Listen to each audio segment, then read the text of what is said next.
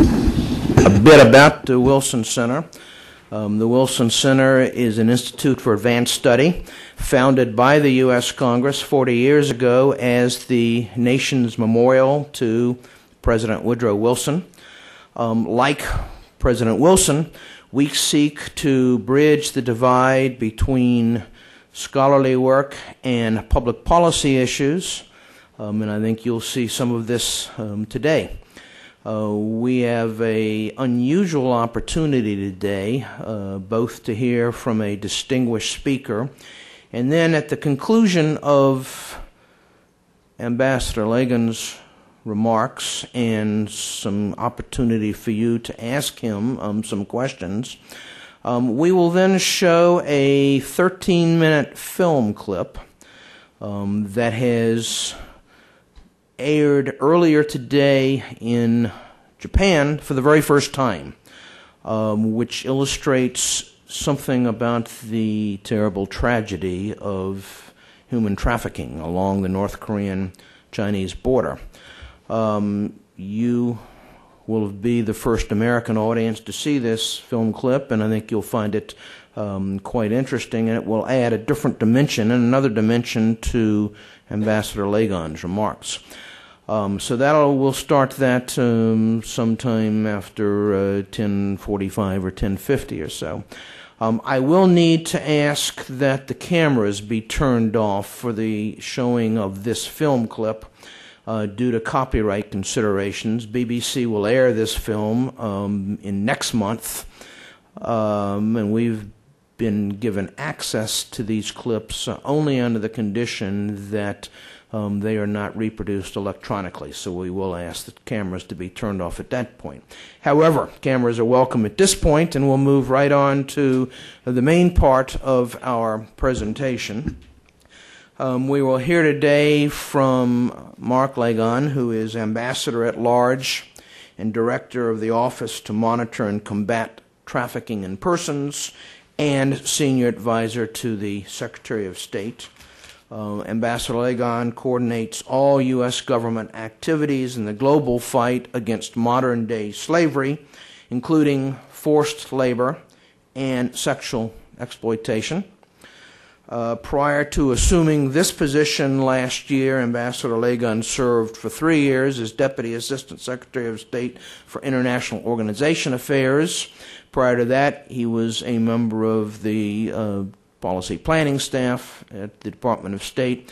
Prior to that, he held senior positions on Capitol Hill, both in the House and the Senate side. We are delighted to have him here today, and we'll invite you to go to the podium or sit there, whatever your preference is.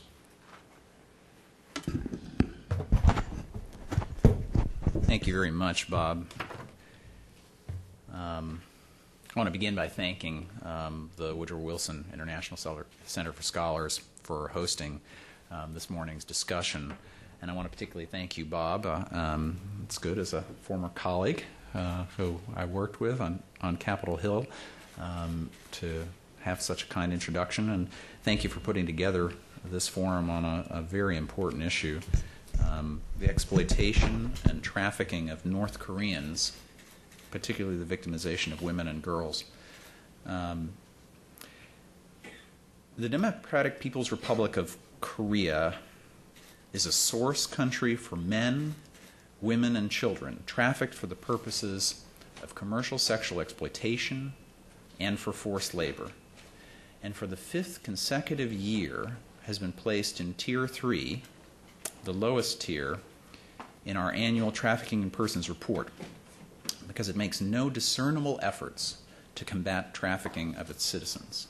A little too hot? Okay. It's been well documented and publicized that the dire conditions in North Korea include severe shortage of food, a lack of basic freedoms, a system of political repression which includes a network of government-operated prison camps, where as many as 200,000 prisoners are subjected to re-education and slave-like conditions. The circumstances in the DPRK lead many from North Korea to flee, to seek a way out across the border into northeast China, where tens of thousands of North Koreans may reside illegally, of whom it's estimated that more than half are women. Commonly, North Korean women and children voluntarily cross the border into China, but some of these individuals, after they enter the PRC in a vulnerable, undocumented status, are then subsequently sold into prostitution, marriage, or forced labor. The trend of North Korean women trafficked into and within China for forced marriage has been well documented by NGOs and international organizations. Sometimes North Korean women are lured out of North Korea with the promise of a better life as waitresses or factory workers, and then they're forced into prostitution in brothels or exploitative labor arrangements. A potential factor, among others, in the trafficking of brides is the gender imbalance caused by China's one-child policy. There is, in short, in China, a demographic man surplus relative to marriageable women. All agree that the two governments are not doing enough to prevent or punish the practice of forced marriage. NGOs and international organizations find it difficult to work independently in the PRC, so little assistance reaches this vulnerable group of North Korean women who've crossed into China. North Koreans crossing the border are extremely vulnerable to trafficking, given their illegal status in China and their inability to return home. A core principle of an effective anti-trafficking strategy is the protection of victims.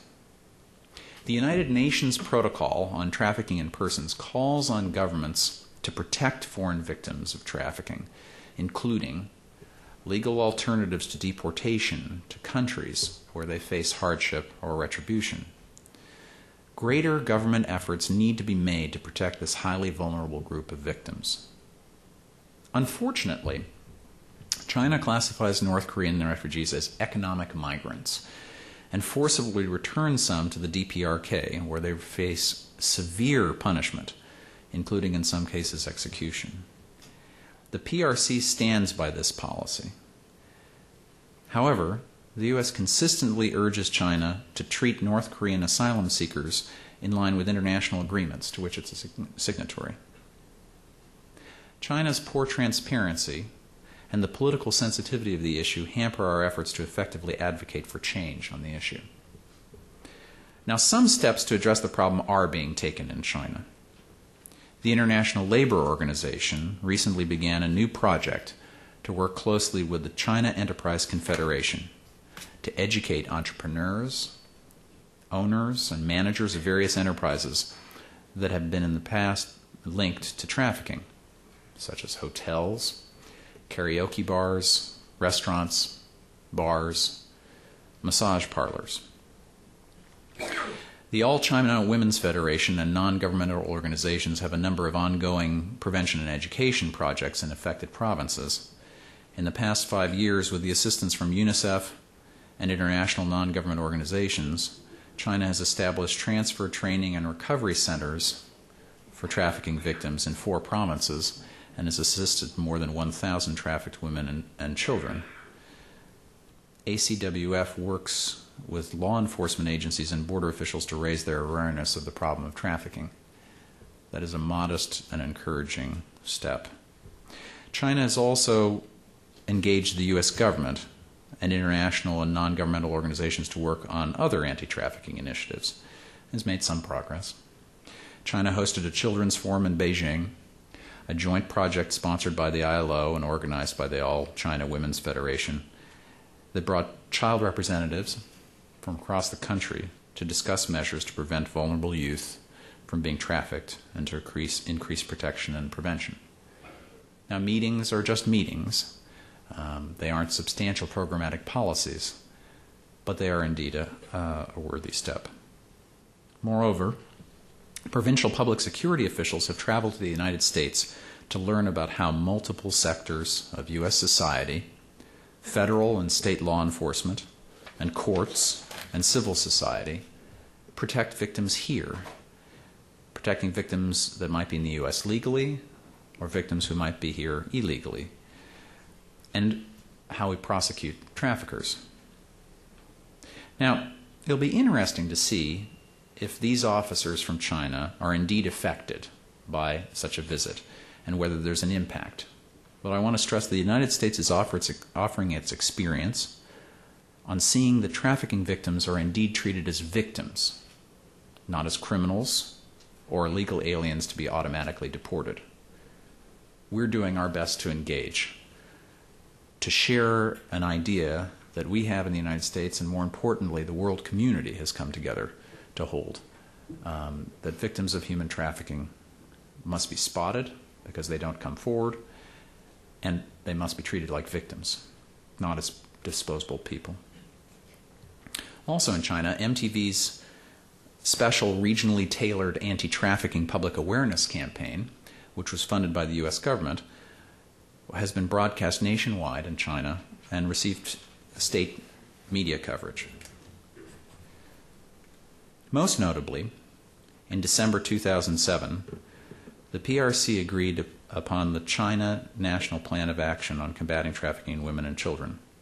The plan of action has been developed in order to effectively prevent and severely combat the criminal activities of trafficking in women and children, actively provide assistance and give appropriate aftercare to rescued women and children, and earnestly safeguard the legal rights and interests of women and children. With sustained efforts to combat trafficking in persons, an improvement in their identification and treatment of victims, and transparency in criminal law enforcement, China could be a constructive partner in the region on the issue. While much of the world's attention regarding North Korea is rightly focused on the six-party talks, the goal of which is verifiable denuclearization of North Korea, and even the visit of the New York Philharmonic to Pyongyang last week, we must not ignore the tragic circumstance of thousands of trafficked North Korean men, women, and children. The double victimization of those subject to human rights abuses and economic chaos at home, and then the victimization should they run to another country next door. As Secretary of State Rice has said, we're major proponents of the North Korean people. We seek to help those who are vulnerable to human trafficking in North Korea and when they flee from North Korea. At the heart of the U.S. government's victim-centered approach to ending human trafficking is the central commitment to human dignity. And that's a desire not only to rescue people from human trafficking, but to restore their dignity, their ability to lead meaningful lives, economically and psychologically.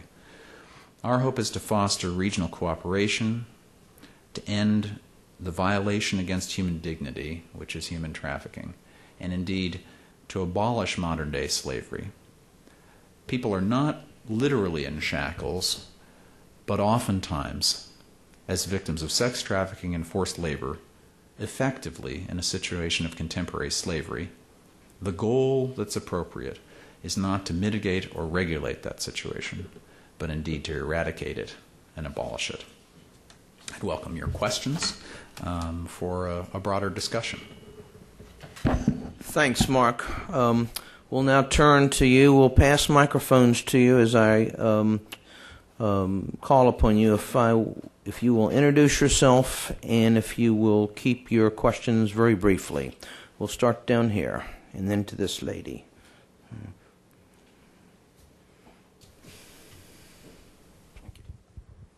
Randall Houston, Department of State. You've mentioned labor trafficking in connection with North Korea several times. Is this just the contract labor that the North Koreans send to Russia and Mongolia and places like that, or did you have something else in mind? Well, there's contract labor and those who go under the auspices of the government of North Korea elsewhere, like to Russia, and they're sometimes subject to a situation of minimal pay and very little freedom of movement whatsoever. There are, of course, others who try and flee North Korea and find themselves in that leveraging situation. Human trafficking is often created by a situation of people trying to leave one place where there are horrendous human rights circumstances or economic deprivation. And they're, generally speaking, not just in the North Korean case, wooed to a better life by a recruiter, often gotten into debt that is subsequently used as leverage to keep them in the position that they're in. And then once in the other country, in a precarious situation where they might be under illicit circumstances as migrants, turned over to the authorities, where the employer, the supervisor, the exploiter can send them home. But in the case you're asking about, I was chiefly talking about those kinds of contract situations. Beyond that, there's, of course, the internal situation of forced labor that I described in my remarks within North Korea. This lady here. Susan Lee, Daily NK. I was wondering if you could explain more about how trafficked women coming to the United States have specifically been helped, and if you could also address the North Korea Human Rights Act that was passed in 2004 and how that could play a role. Well, with respect to trafficked women who come to the United States, and I'm not talking specifically about North Koreans or Chinese. The United States, since the year 2000, when the Trafficking Victims Protection Act was passed, has set up an elaborate system for looking for victims of human trafficking. It's difficult business because trafficking victims are often very afraid to identify themselves. They're afraid of being treated like criminals. They're afraid of being treated like illegal aliens, disposable people in prostitution, mere migrant workers. So the distinctive quality of our policy since the year 2000 and legislation that created the office I head and the annual report we produce, the really distinctive policy is not that office or that report, but the existence of the so-called T visa. When someone is found to be a victim of human trafficking, they can stay in the United States protected. They have to have some modicum of cooperation with law enforcement. And we have an elaborate system of benefits that those victims can get. Still, admittedly, we haven't found enough of those victims. We sense that there are thousands and we find hundreds.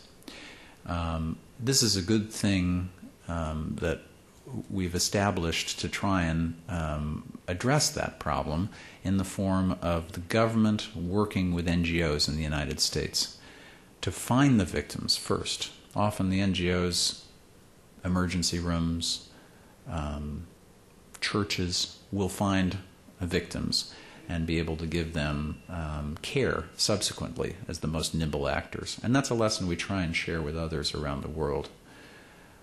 As for the legislation you raise, I just would say it's important for the United States, while it focuses properly on the nuclear arms goals with respect to the six-party talks, to remember the significant human rights problem in North Korea, and as a derivative matter, since there is a significant human rights problem there, what happens to those who flee? Down here in a bit. I'm Peter Beck with the U.S. Committee for Human Rights in North Korea. We're finishing up a report, actually, on trafficked women in China, and I have to confess that I'm struggling, or we're struggling as an organization, and my former employer as well, the International Crisis Group, to get a real handle on the numbers. And you mentioned thousands, but you also just mentioned how difficult it is to really find these people, even in the United States. So I'm wondering, what numbers and what data and information do you rely on for basing the extent of the problem that we're facing here? And then my second question is a little more specific, and this is, again, something else that we're struggling with. You know, there are clearly hundreds, if not thousands, of cases of women who have been sold as brides that would meet the definition of having been trafficked. But then when we interview them, we find that they are now, their choice is to stay with the person that they've been sold to. How do we confront and deal with cases like that? Superb questions. In frankness, it's very hard to have any reliable statistics on the number of people who have been subject to human trafficking abuse coming from North Korea into the northeast of China. And if you look at phenomena within China, if you're trying to get a sense of how many are subject to sex trafficking and forced marriage, generally speaking, not just North Koreans, but Vietnamese, Burmese, Mongolians, reliable statistics are difficult. In any circumstance of a cooperative and transparent government, it's already a difficult matter, as I described in the United States. Clearly, the North Korean government and even the Chinese government are less than cooperative in terms of transparency. But we have seen many cases where we found a woman sold for as little as $50 to $600, and then put in a situation that isn't really properly called marriage. Forced to work in a farm or a home, knowing that despite her fear that if she were to go back to North Korea, there would be certain punishment, possible torture, possible execution, that oftentimes family members in these situations watch guard over these so-called wives. So it's well worth looking at, even if we can't establish that there are, X number, although it is clearly a phenomenon that's in the thousands. Now, you had a second question. What was that? Women who have married.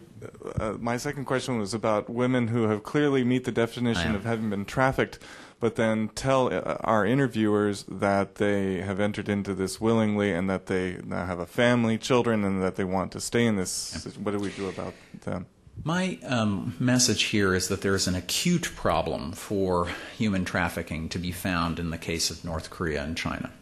But I do want to suggest that it's not entirely sui generis, that it's not entirely separate from the broader phenomenon of human trafficking. A perverse set of incentives occurs which gets people into the situation of being either sex trafficking victims or forced labor victims. They're often not willing to speak out against those who exploit them. They're afraid. They're so afraid of the circumstances if they were deported home. And in the case of North Korea, acutely so. The precariousness of their migration status, the degree to which they might be punished back home, creates an incentive structure that, among evils, they often remain silent or compliant. This is the difficult matter of human trafficking. Oftentimes it requires an intervention to help someone who's confronted with that kind of catch-22. Young lady here. Hi, my name is Emily Figueroa, Customs. I'm interested in learning what is the profile of a trafficker from the financial perspective, and is there any parallel with drug cartels, the way they set up their activity, and what kinds of efforts are being made towards hitting these people where it hurts financially? Yeah. I don't know, like money laundering, intervening in that area? Thanks. It's a very good question. I mean, it varies around the world whether human traffickers are part of substantial, large, organized crime rings. One sees, for instance, in Mexico, same kinds of substantial organized crime rings in which drug trafficking occurs involving human trafficking. I just had meetings all day last Friday with officials from Mexico and Canada addressing such questions. In other cases, one might say as a shorthand that the human traffickers are more mom-and-pop operations as opposed to large organized crime rings. Opportunists finding vulnerable populations, desperate people. When you talk about the case of Burmese who are recruited by labor recruiters to go find a better job in the shrimp processing sector in Thailand, that's less a matter of a large organized crime ring rather than a smaller one. It's essential for us to try and look at how to reverse engineer the profitability of human trafficking. There are some ways in which human trafficking is more profitable and less risky than drug trafficking. A person can be sold and sold and sold over again. A sex trafficking victim is, in essence, leased in a sex industry many times over. It's not a consumable product like drugs. On the other hand, it is in some ways harder to move people than it is to move drugs. But the one thing I'd emphasize in this business is that smuggling is not the essential characteristic. Moving the people across borders is not the essential characteristic of human trafficking. The distinctive characteristic is the level of exploitation and control, using debt, threat, psychological manipulation, as opposed to the actual act of moving someone across a border. Other questions? Mark. Mark Moore from the Wilson Center. Thank you, Mr. Ambassador. I noticed in your remarks that you talked mostly about talking to China. And I was wondering if you could give us some insight into, if any, dialogue you have with the North Koreans, whether at their mission in New York or Ambassador Hill in his perambulations. Thank you. It's a good question. I think that the odds of having some success addressing the vulnerability are larger when dealing with China, if not large. There has been, I would say, in frankness, rather limited discussions with the North Koreans about this matter and the kind of dialogues that have taken place in the context of the six-party talks, which are focused on the nuclear matter. So a question over here, and then gentleman there. Avery from Congressional Research Service. This follows on to questions earlier about some trafficking victims possibly being in what may be the best of a series of really bad alternatives for people who have fled from North Korea. And I wonder if the Chinese government gives any recognition to brides who have been trafficked, North Korean brides who have been trafficked, marry a Chinese citizen. Is there any legal status afforded them there?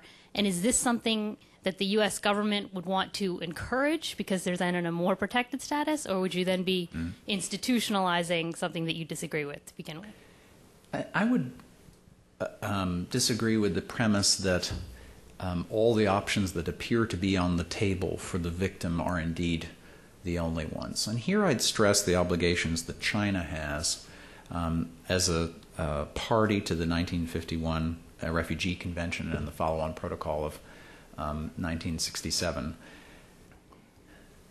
It is an obligation of the Chinese government to look for these victims.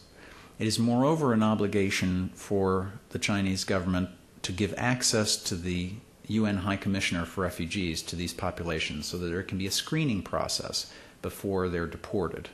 That would give an option for protection. The United States is very willing for people to be relocated to our country. We, through the work of the High Commissioner for Refugees, could find alternative places for people to go, including South Korea. So it's essential that China not expel or return North Koreans protected under the treaties it's signed, and to cooperate with the High Commissioner. There are legal circumstances for people to be married, but right now, given the acute demographic situation in China, it is rife for abuse. In many provinces of China, there is a substantial man surplus. The surplus of boys to girls born is something like 120 107 to 120 boys for every 100 girls. And as you reach the age of 4, that ratio is more like 120 to 100 because of female infanticide or neglect or preferences in the society. A combination of the One China policy, the technology that allows people to look at the sex of a child on the way, is leading to there being many more men than women in some regions. And that trumps legal norms of marriage. It creates a situation of sort of a voracious appetite for brides. And that's a really troubling phenomenon, which means that those fleeing North Korea find themselves in the clutches of something pretty awful. Emma, I don't have my glasses. I'm sorry, I couldn't recognize you back there. The gentleman to Emma's right. Thank you, Mr. Ambassador. My name is Daniel M. I'm an intern here, and I was wondering if you could comment on the role of American and South Korean domestic NGOs, NPOs, and church groups that go into China, go into the border area, and then work to bring these refugees out, but also face a great deal of pressure from the Chinese government and such. Well, I don't want to say a lot about that because they do good work, and they work in a shadowy circumstance of trying to help those who are most victimized. But like so many issues that relate to human trafficking, the best work is being done by NGOs. And there's a tremendously effective work being done by a number of faith-based groups. Our office is trying to identify a number of best practices by NGOs and faith-based groups that are doing good work around the world. As far as the case of trying to help those who are in China, it's important work because clearly the eyes and ears of the Chinese government is not enough. Even if people are found, it's not clear that Chinese policy is looking out for the welfare of the victim. Mark, let me ask a question, and then I'll go back to the audience. To the extent that the Chinese are not as cooperative as we might like, is it because they deny that trafficking is taking place, or do they acknowledge that it takes place but they minimize the extent, or do they simply not care? I think that they acknowledge that victimization happens in a limited fashion, but don't acknowledge the extent.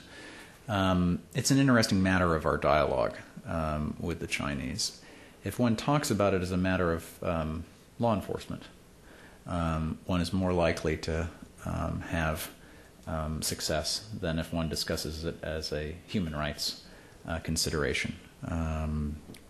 But this is a gross human rights problem. A country is responsible for those who come onto its soil.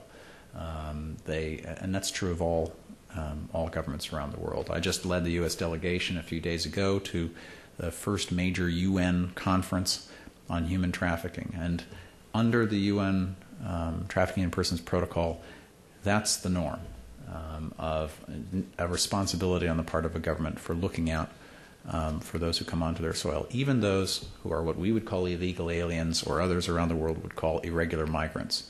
Because the fact is that someone can come under illicit circumstances to your country, but because of the force, fraud, and coercion involved, you are, under both UN norms and, as it happens in the United States, U.S. law, a victim.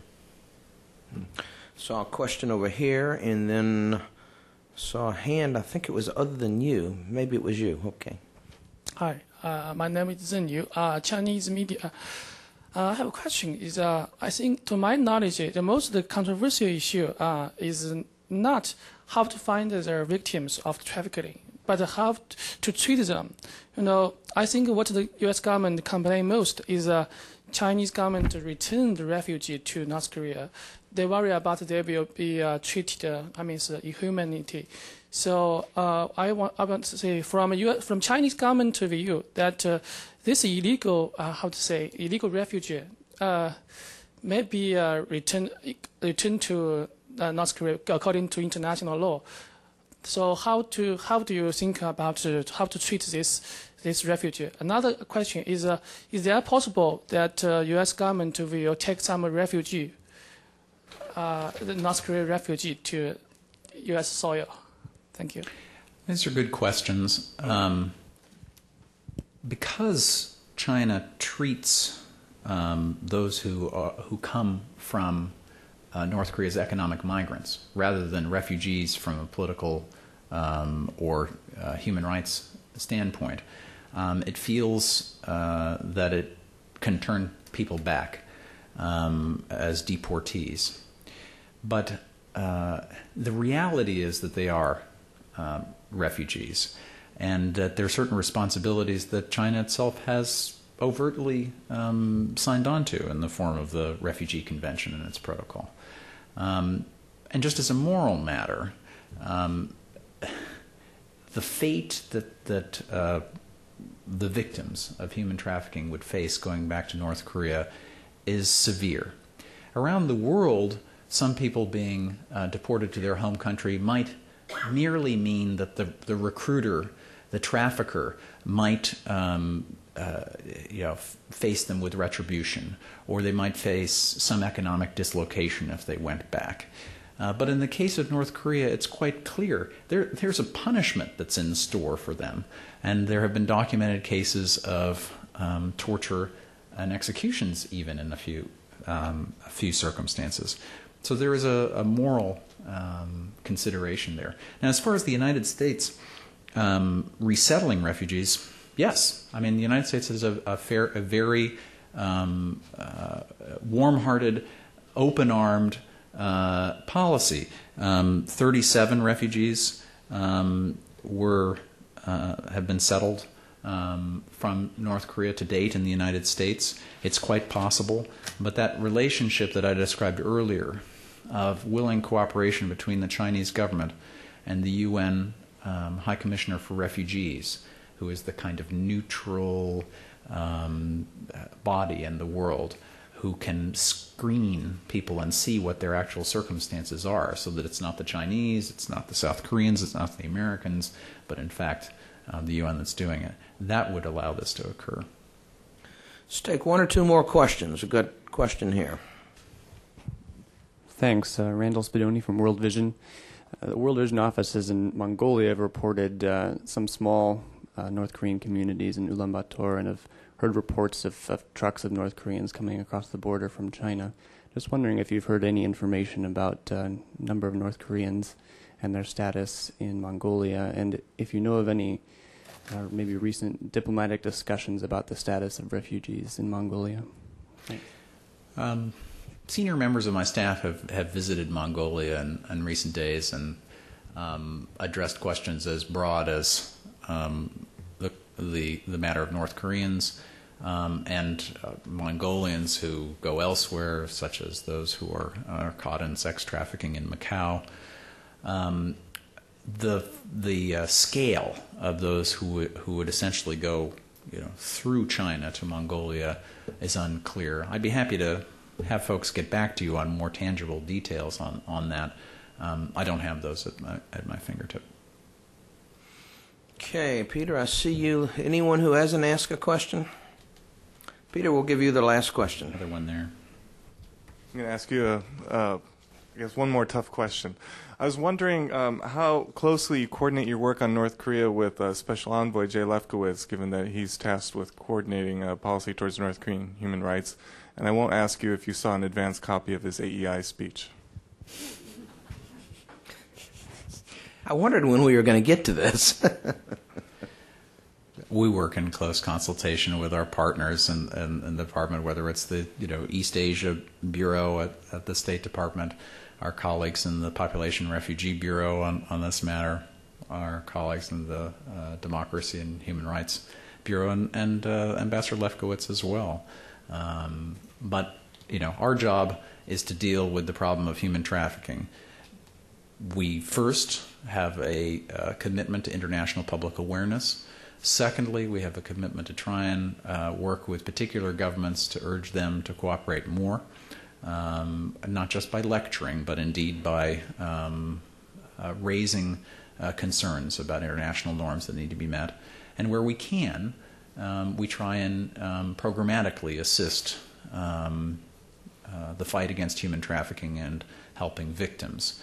In the last 7 fiscal years, the United States has spent $528 million on anti-human trafficking efforts assisting international organizations, governments, and NGOs. And in the last fiscal year, about $80 million worldwide. We're going to have one more final question, 2 final questions. I welcome it. Thank you. You mentioned that some of Want to introduce yourself? Oh, sorry. Eun Song from DOJ. You mentioned that some of these women women and children flee North Korea, but you also mentioned that some of them are recruited. And if these recruitments of women and children from North Korea are they done with the North Korean government's knowledge? And if they do, let's say that they are done by the under the knowledge of North Korean government, like if they do go back to the North Korea, do they still face punishment and retribution? Yeah, I mean, it is their basic status of fleeing North Korea that leads them to be punished. There are some who flee on their own, but there are cases we've seen documented of those who have wooed them to leave, offered them a better life, helped accompany them in the crossing of borders, and that doesn't seem to mitigate the situation if they go back in terms of being punished. The key message here is the way in which people run from North Korea because of a repressive situation, but there are others who are responsible for the continued dehumanization of people, whether they're the recruiters before they cross a border or those who offer them work and it turns out to be sex trafficking, forced marriage, or forced labor in the country they go into, in this case, China, and neglect on the part of a government like China to meet its international obligations or to basically protect its people. When there was a case that emerged last summer of thousands of people in brick kilns who were found to be literally in slave-like circumstances, some of them mentally impaired, some of them blind, the Chinese government acted with intensity. It punished those it found responsible, but there are many other cases of human trafficking in China, from sex trafficking in a country in which there's a rampant sex industry and a great desire with demand surplus, and circumstances of people who are subject to forced labor, the labor side of human trafficking, moving between regions of China, even Uyghurs who are moved out of the province that China calls Xinjiang. And the Chinese government needs to address this form of victimization in the Wild West economy that exists there. Let's go ahead and watch the film now. Before we do, though, join me in expressing our appreciation to Ambassador Legon. Thank you, Bob. And Mark, if you'd like to move down to the auditorium.